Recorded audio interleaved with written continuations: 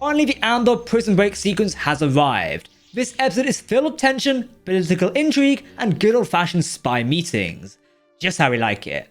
However, only 2 episodes left in the first season of Andor. What are we left with?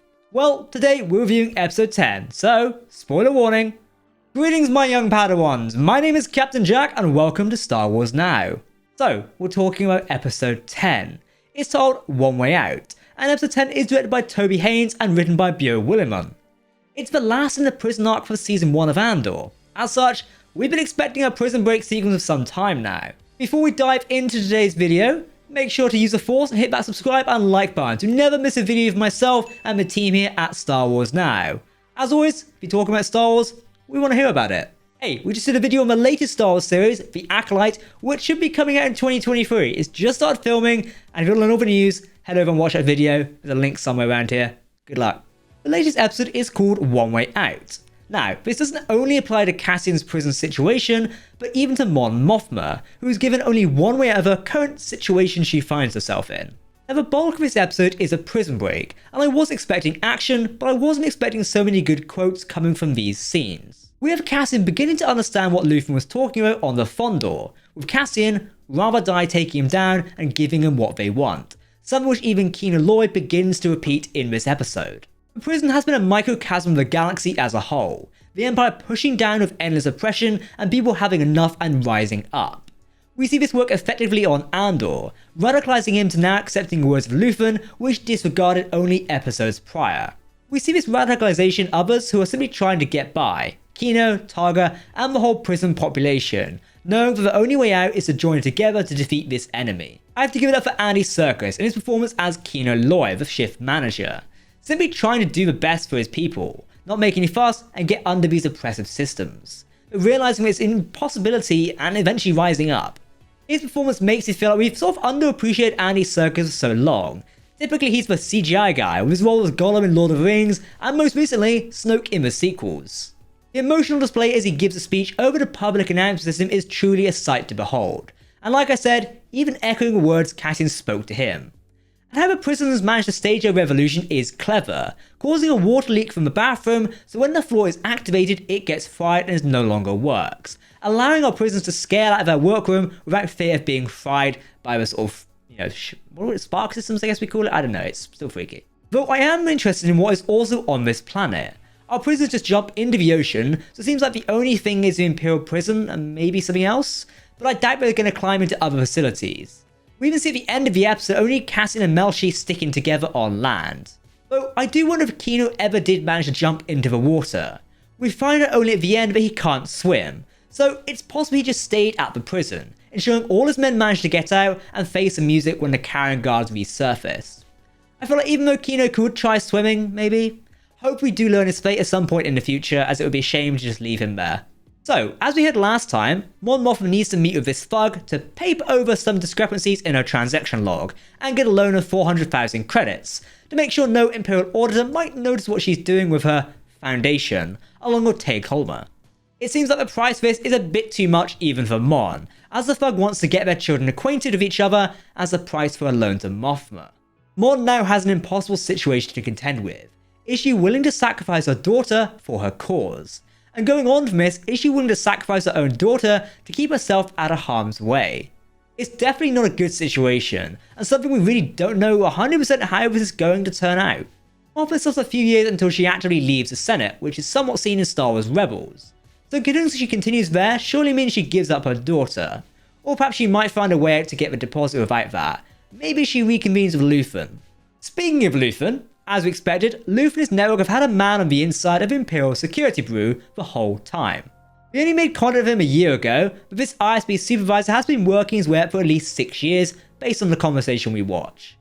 It was indeed Lonnie Jung, the young officer who works across the table from Dedra Miro. Lonnie does get cold feet, wanted to call the situation off, now having a daughter, and not wanting to be involved in this growing rebellion. Giving Luthen a sort of good farewell basket of intel from Dedra Miro focusing on Axis to the ISB knowing about the attack on Spellhouse. And talking about this attack on the power plant of Spellhouse, the ship they mentioned belonging to Anton Krieger is they captured the last episode, the GP-E7000. That's GPE-7000. Now this is a type of freighter that has somewhat been mentioned before, as the GPE-7300 in the Star Wars Legends Legacy comic series. Obviously, Legacy takes place in 130 ABY, so over a century prior to it seems like the galactic power engineering were only on the GPE-7000, which makes sense as they were obscure designs sort of during the reign of the Empire, and only flourished many decades later. Anyway, back to the meeting between Luthen and Zhang. Luthen doesn't want to take this lying down, but Zhang wants to retire from his role as a double agent, with Luthen even at the beginning of their conversation making an indirect threat against Zhang's daughter. What is so amazing is when Zhang asks Luthen what he has sacrificed, we get such an amazing monologue from Luthen I will call Luthen's sacrifice. It's basically a speech. An interesting part of his speech is Luthen talks about an equation 15 years ago, which would relate to the founding of the Empire, which was 14 years ago to Andor. So it seems like Luthen started his crusade against the Empire as soon as the Empire was founded, understanding it was an impressive authoritarian regime that he knew was not good news. Luthen has been forming his network and the early foundation of the Empire, or rather rebellion, probably getting involved with the likes of Mothma and Bail Organa at an early stage. Organa is someone I hope we see sometime soon.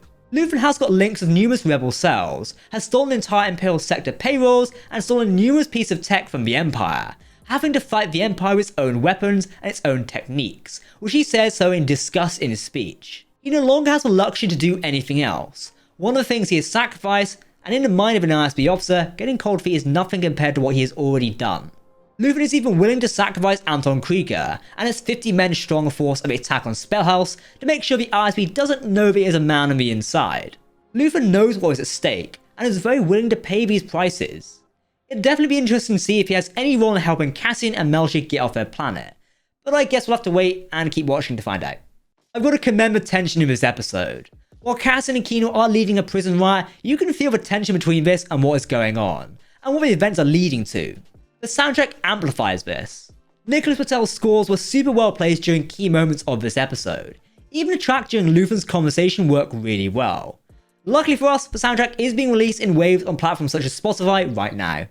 Overall, while the prison break scenes of this episode were interesting, the rest felt a bit out of place. Luthen's conversation with the ISB agent Zhang felt tacked on to the end.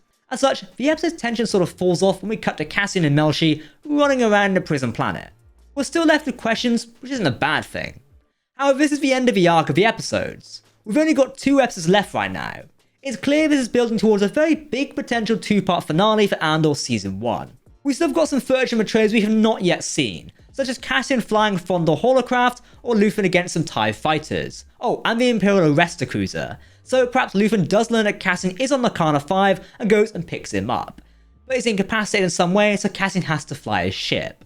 I guess we'll ultimately find out, but looks like we'll have some space combat scenes in the next 2 episodes, and at the very least, which I'm excited to get. Oh, also we have the Therex crackdown, with Dejamir arriving on there, and also we've got a shuttle sequence we're missing so far. Quite a few things. Can the season of Andor tie up loose ends that is created? That's my ultimate question, and we'll find out next week and the week after next. Okay, Exalted Ones, that's it from me. What do you think of Andor's latest episode? Did the prison break satisfy your need for action in these episodes? Let us know in the comments. Don't forget to hit that subscribe button to keep up to date with the latest Star Wars news, lore, and more. You can also follow us on social media as well, but please let us know what you think in the video comment section below. Because, like always, if you're talking Star Wars, we want to hear about it. Okay, that's it myself. I've been Captain Jack here on Star Wars Now, and I'll see you later this week for more Andor videos, and if not, this time next week for Andor Episode 11 review, the penultimate episode of Season 1.